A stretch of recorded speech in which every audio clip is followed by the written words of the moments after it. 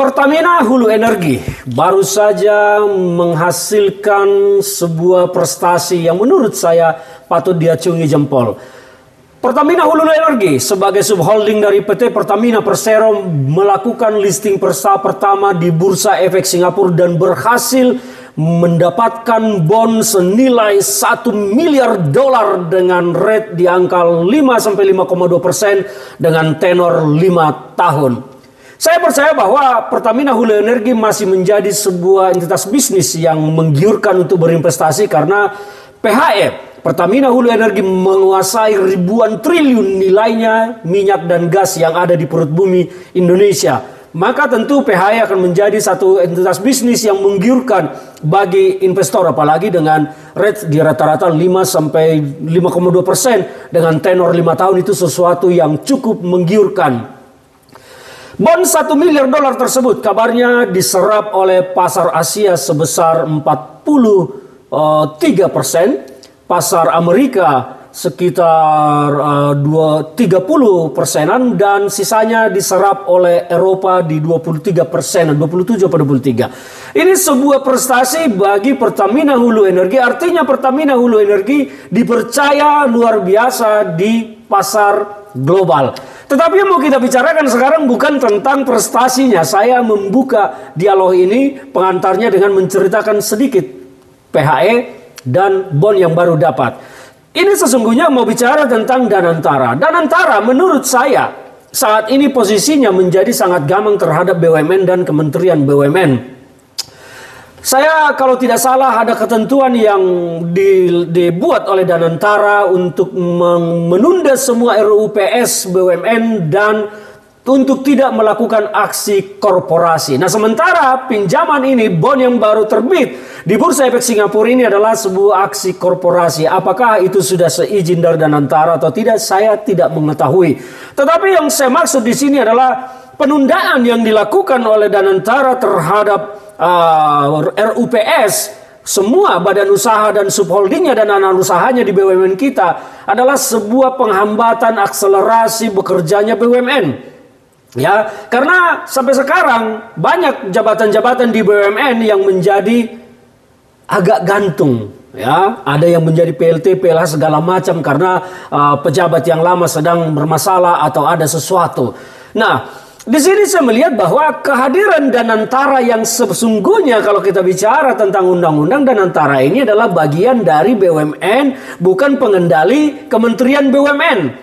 Tetapi surat tersebut meminta Kementerian BUMN menghentikan semua, menunda semua RUPS. Artinya Danantara telah menjadi lebih berkuasa daripada Kementerian BUMN.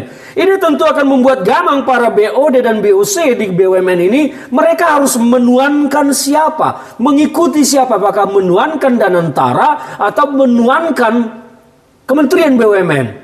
Daripada ada dualisme begini nanti yang justru akan menghambat akselerasi kecepatan BUMN kita bekerja. Apalagi nanti kalau ada cawe-cawe Danantara, ada cawe-cawe kementerian, maka BOD dan BOC dari BUMN ini akan pusing menghadapi dua tuan. Satu tuannya Danantara, satu tuannya Kementerian BUMN. Maka saya mengusulkan lebih baik bubarkan Kementerian BUMN. Kalau memang Pak Prabowo lebih memilih Danantara sebagai super holding, maka bubarkan Kementerian BUMN dan adopsi mereka menjadi bagian dari Danantara.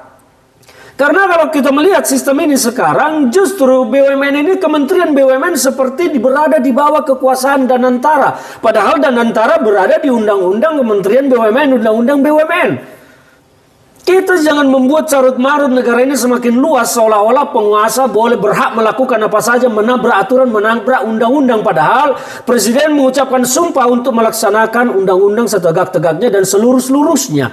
Maka saya mengusulkan hapuskan saja Kementerian BUMN, adopsi pegawainya menjadi pegawai di Danantara. Biarkan Danantara menjadi super holding daripada seperti sekarang nanti board of director BOD dari semua BUMN, direksi-direksinya akan kebingungan menghadapi dua perintah dari Danantara dan dari Kementerian BUMN. Ini akan membuat akselerasi BUMN kita tidak jelas. Justru nanti akan menjadi konflik dan bermasalah. Justru sekarang kita mau mendorong hapuskan Kementerian BUMN, biarkan Danantara menjadi super holding, maka akan memenuhi ekspektasi penguasa bahwa keuangan BUMN bukan keuangan negara dan pejabatnya tidak boleh ditindak pidana tipikor kecuali dengan KUHP penggelapan dan lain-lain kejahatan. Saya mengusulkan ini karena saya perhatikan sejak keluarnya surat dan antara yang menunda RUPS sampai sekarang belum ada gerakan baru untuk melakukan RUPS. Padahal RUPS ini adalah suatu kebutuhan organisasi, kebutuhan perusahaan. Tetapi justru ini sekarang menghambat akselerasi. Apakah di atas itu sedang tarik-menarik untuk memilih siapa, menempatkan siapa, atau membahas titipan siapa untuk ditempatkan di mana? Ini bagi saya adalah sebuah keburukan. Pemerintahan Prabowo berkata ingin cepat akselerasinya membangun Indonesia, tetapi kebijakannya justru menghambat akselerasi itu bergerak cepat. Sekali lagi, saya mengusulkan kepada Presiden Prabowo untuk segera membubarkan Kementerian BUMN, biarkan Danantara menjadi super holding yang satu-satunya membawahi semua BUMN, supaya tidak ada dualisme di dalam BUMN kita dan tidak ada tabrakan undang-undang. Maka rubah undang-undang Kementerian BUMN-nya, tempatkan Danantara sebagai super holding, hapuskan Kementerian BUMN. Ini adalah saran saya. Salam dari saya, Ferdinand Huta Hayan.